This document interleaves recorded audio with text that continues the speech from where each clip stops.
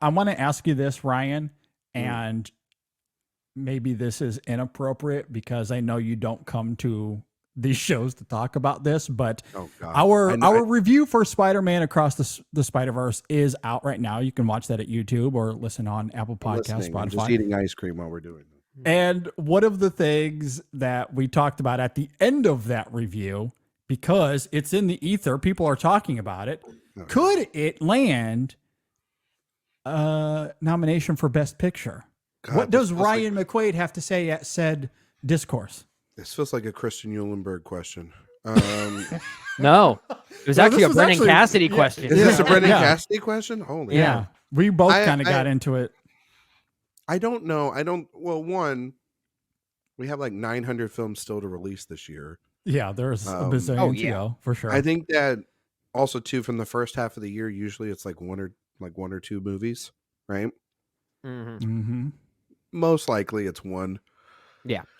The general consensus is there's another movie out right now that like everybody's lost their mind over, and I see it pretty soon. And which is Celine Song's "Past Lives." People are like losing their ever loving mind over that, which is great. I can't wait to see it.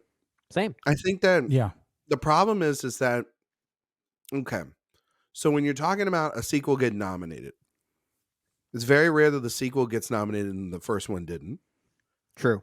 It's very rare that, and if you can make the case that Spider-Man, the Into the Spider-Verse was going to be nominated for Best Picture, you kind of need like some evidence to support that the Academy was going to go with that. Maybe like it gets in a screenplay, or maybe it gets in song, or maybe it gets in visual effects or something outside of it. No, that didn't happen. It won every animated film, but they did it any category or whatnot throughout all the precursors. They didn't win anything other than that. And which is, I mean, obviously a shame, but it reminds me a lot of like, I mean, a movie last year got swept all the animated guilds, and it was directed by a man who has won multiple Oscars. That was literally the thing that's right over JD's shoulder. It was Guillermo del Toro's Pinocchio, very universally beloved film. And that movie didn't get nominated. It seems like the only time that animated films get nominated now is Disney or Pixar. And now every year's different. The expanded lineup's different. Now it's officially 10, and this movie is like 95% on Rotten Tomatoes, 87 on a Metacritic, which is great. Yeah. Especially for, a movie like this, which is a part one thing as well. I worry about like Killers of the Flower Moon and The Color Purple, and I worry about Dune 2, and I worry about the Jonathan Glazer film, and I worry about whatever Fincher has, and what and it's got competition. It's got so much competition. A lot of potential competition. The fall is so. I honestly, I know we say this every year, but like the fall is so stacked this year with movies. And then, I mean, for Christ's sakes, in a month and a half, there's Barbie and Oppenheimer. You know what I mean? Like, and there's always, and like with last year with Top Gun Maverick, there's always one or two big, not necessarily summer movies, but blockbuster movies that will sneak in there, right? It will always happen in some way, whether it's deserved or not. In a lot of cases, it is deserved. I think the reason why we brought this question up at the end of our review for Across the Spider-Verse is just the commentary around it is kind of similar to how we felt about Everything Everywhere All at Once when that came out. There was a lot of like just almost like universal praise for it. And they are similar kinds of movies, but one thing we didn't bring up, one thing we didn't bring up, and you make a great point, it is a sequel. We didn't talk about that, GD. That is true. No. That does create a very unique case for it. Yeah. They got a cold case of sequelitis. Now, you mentioned Top Gun Maverick. It's a sequel that's like 30 years. And nothing happened to the first one there? Yeah. So, okay, so there's the other side of that. That is that. But that also, it was like, it's got to also have something else to it than just being like, oh, it was a 3.5 time multiplier. It needs to be a cultural event. Because like a Black Panther and a Top Gun Maverick, they're exceptions to the rules because they were cultural touchstones of the year. This seems kind of close, though. I mean, it's still early to tell, but it's early, but so far it could go that way. And I think that's why we brought it up as this question, because the way it's being embraced, it's reminiscent of other movies that have had those kind of cultural trajectories, right? Yeah, They usually like this start kind off of with reminds me kind of the beginnings of Black Panther's run. or it kind of reminds me of the beginnings of Parasite in some way. Now, it's like they're Yeah. very different movies. They were embraced for very different reasons in different ways at different times, given when they premiered at what festivals and what premieres and whatnot. But the overall embrace for the film is it's leading to a potential for that trajectory. I feel Listen, like. guys, I really like this. I really liked Across the Spider-Verse. Very good movie. Yeah. I had a really good time. All right. Saw it with a bunch of normies, but that's beside the point. Normies are, for any of our listeners out there, those are the common folk. And They're the muggles. The muggles of the movie world. and they can be an absolute giant muggles. pain in the ass.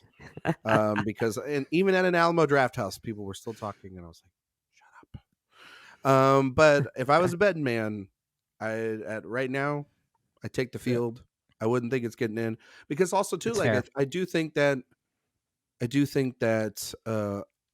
there is also obviously animation bias that goes into these things too.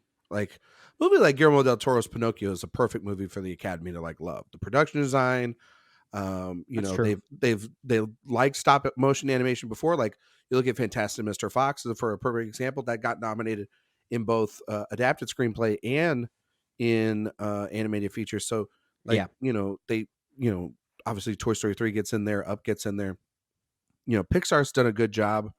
You can kind of make the case of like certain Pixar movies would have probably got in there if we had an expanded lineup.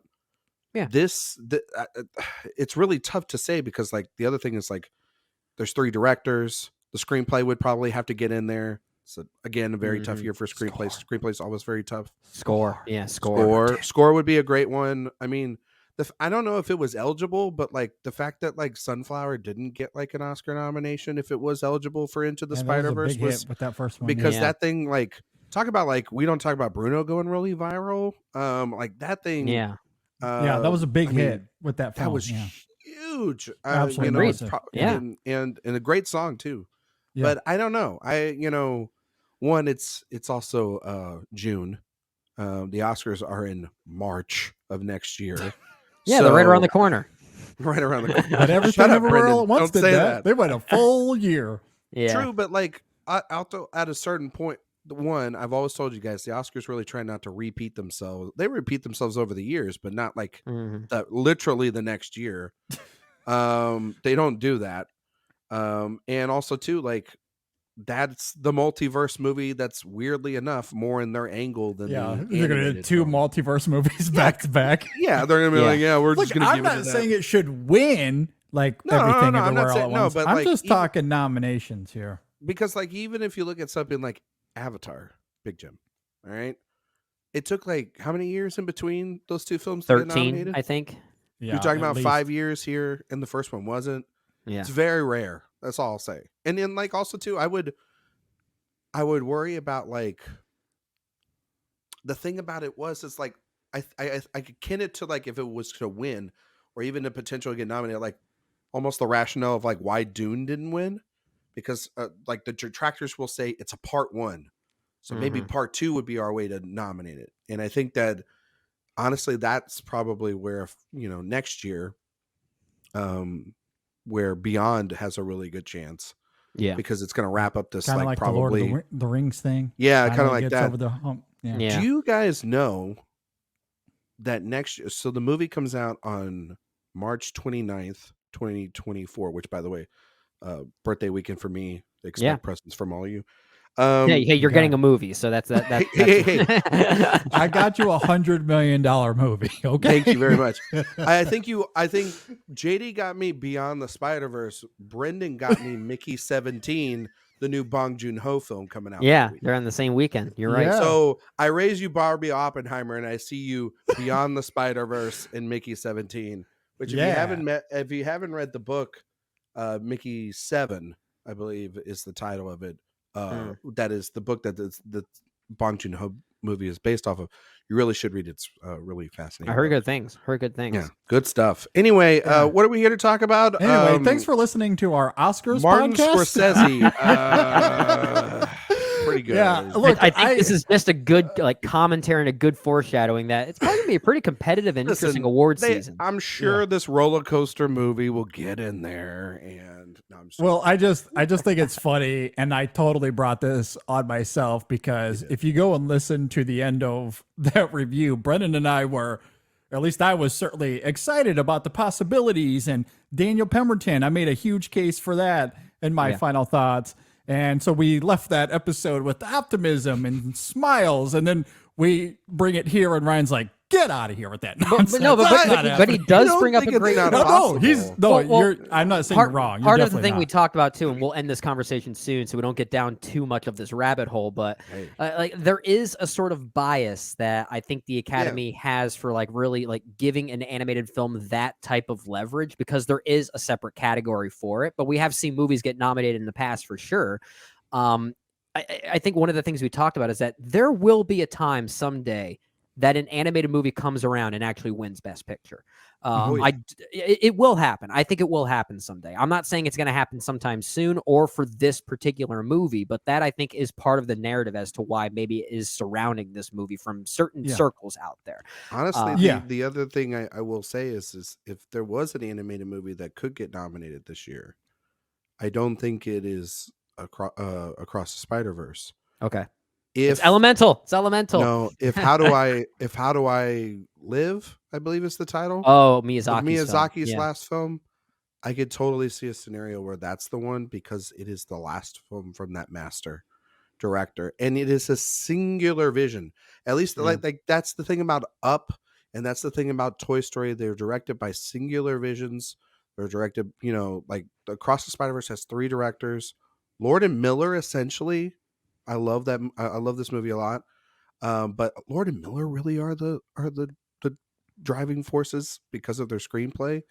That I think when you think about the movie, not to put down the directors, but they replaced the 3 directors from the first film for this film, and then these directors are carrying over for Beyond. I think that those guys are kind of interchangeable. I think that Lord and Miller are really the glue that kind of keep this whole thing together. We talked about that in the review. You know I don't know if they're interchangeable in that sense more directly, because we'll talk about this because it happened. Well, no, we'll talk about this when we get to this retrospective as well. Is that Into the Spider-Verse and Across the Spider-Verse? I think they feel like very different movies. They carry completely different tones to me. I think a lot of that is because of the director changes. Probably so, but I think that a lot of the Lord and Miller. They're still there. Yeah, they're still there. They still carry. They're all over this stuff. But last thing, JD, and then we can cut this off, because I know you 20 minutes on awards. We got a lot of Spider-Man to talk about. Like, it's my fault. Shit. I totally brought this upon us. Is that I would hope that it does happen, because then that means that any movie could happen and get nominated, and it is a beloved film. It's just it goes back to, I've told JD this, and Brendan, I've told you this many years. Yeah. If you're asking me to put the faith of the world in the hands of the Academy, the same people that like a couple of years ago gave Green Book Best Picture, they tend to kind of go back and forth. They go back and forth a lot, and they really do a lot of dumb, pardon my words, shit. All right. And so again, like Everything Everywhere All at Once is such an anomaly. So you're saying we need to look out for the coda of this year. I'm telling you, that's where when in the pendulum swings, it usually swings back. Cool things don't happen all the time on a consistent basis. But you're saying that a multiverse animated sequel would get nominated? Because it's that good, though. I mean, it's great. So I'm not. It's not about me thinking that. See, this is the thing everyone always says every year.